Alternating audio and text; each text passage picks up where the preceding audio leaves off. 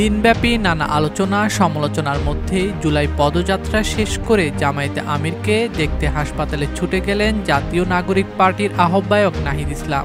আজ বৃহস্পতিবার সন্ধ্যায় তিনি গুলশানের ইউনাইটেড হাসপাতালে যান। সেখানে আমিরের কেবিনে একান্ত কথা বলেন ও তার স্বাস্থ্যের খোঁজখবর নেন।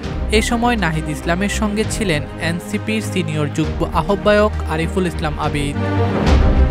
হৃদযন্ত্রের ব্লক সারাতে বাইপাস সার্জারির জন্য রাজধানীর একটি হাসপাতালে ভর্তি আছেন জামায়াতে ইসলামের আমির ডক্টর শফিকুর রহমান।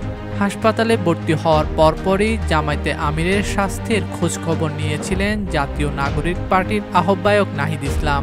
গতকাল পদযাত্রা শেষ করে আজ হাসপাতালে ছুটে যান তিনি। আমিরের পিএস মোহাম্মদ নজরুল ইসলাম গণমাধ্যমকে এ তথ্য জানান।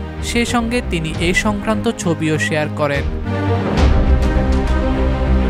নজরুল ইসলাম বলেন, বাইপাস সার্জারির জন্য আমিরের জামায়াতের প্রয়োজনীয় পরীক্ষা নিরীক্ষা চলছে। যেটুকু রেজাল্ট হাতে পেয়েছেন তাতে তিনি শারীরিকভাবে ফিট আছেন বলে জানিয়েছেন চিকিৎসকরা। সবকিছু ঠিক থাকলে আগামী শনিবার তার অপারেশন হবে।